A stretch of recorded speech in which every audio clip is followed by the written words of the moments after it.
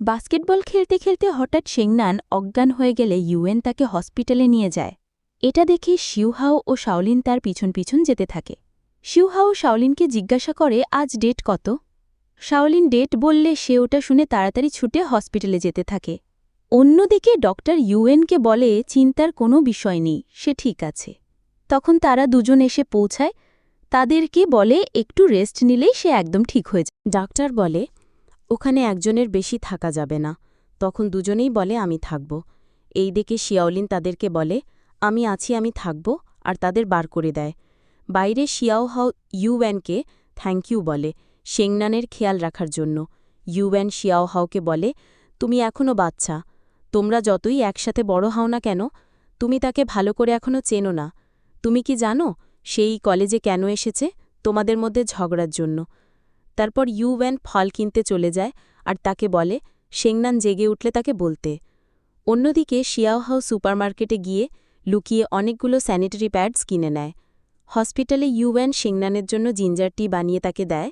শেংনান বলে সে এটা পরে খাবে। ইউএন তার মাথায় হাত বুলিয়ে দেয়। ঠিক সেই সময় শিয়াওহাও চলে আসে আর রেগে তার দিকে ব্যাগটা ছুরি চলে যেতে থাকে।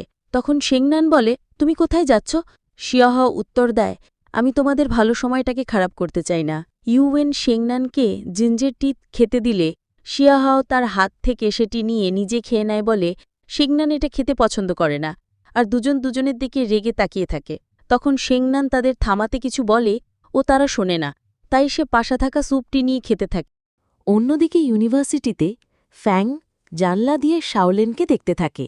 আমরা বুঝতে পারি সে শাওলেনকে পছন্দ করে আর ক্লাসরুমে গিয়ে তার কাছে বসে কথা বলতে থাকে। তারপর শাওলেন স্পিচ দিতে উঠলে সে তাকে দেখতেই থাকে খুব খুশি হয়ে। সিন কাট হয় শেংনান যেতে থাকলে শিউহাও তার বিএমডাব্লিউ এনে বলে তুমি এতে বসে যেতে পারো। তখনই সেখানে ইউএন এসে বলে বাইরে প্রচুর গরম, তার কার করে যেতে। এটা শুনে শিউহাও তাদের সাথে যাবে বলে সাইকেলটি তার কারের ডিক্কিতে রাখে। ইউএন শেংনানকে ফ্রন্ট সিটে বসাতে চাইলে শিউহাও তাকে টেনে তার সাথে পিছনে বসায়।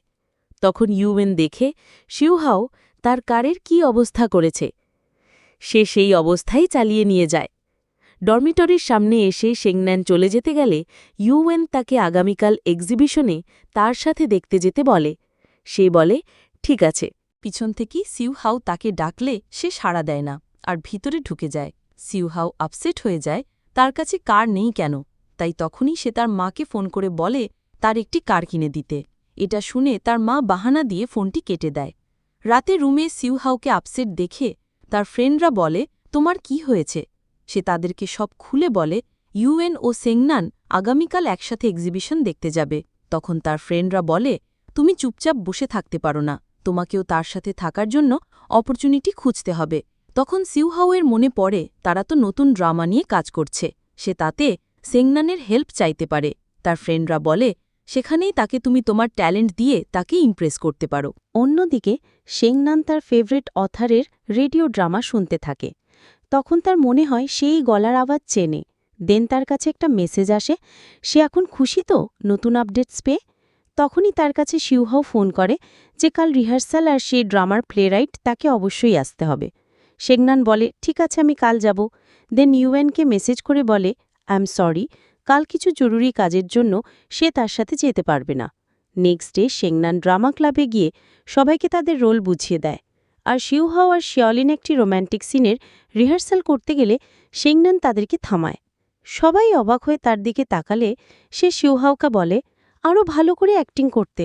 তারা সেই সিনটা আবার করতে গেলে শেংনান আবার তাদের থামিয়ে দেয়। আবারও স্টার্ট করলে শিউহাও অপেক্ষা করে শেংনান কখন আটকাবে আবার তাকে। না থামালে সে উঠে রেগে বলে আবার কাল হবে। রাতের রুমে শেংনান শাওলিনকে বলে আজ যা হয়েছে ভুলে যাও। শিউহাও তাকে বলে তুমি আমাকে কত ভালো সুযোগ দিলে, কিন্তু আমি কাজে লাগাতে পারলাম না। তারপর শেংনান ফেভারিট অথারের সাথে কথা বলতে থাকে আর আমরা দেখি এটা শিউহাও, যেটা শেংনান জানে না।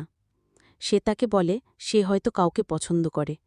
এটা দেখে শিউহাও ভাবে কাকে সে পছন্দ করে। নেক্সট পার্টের জন্য অপেক্ষা করুন।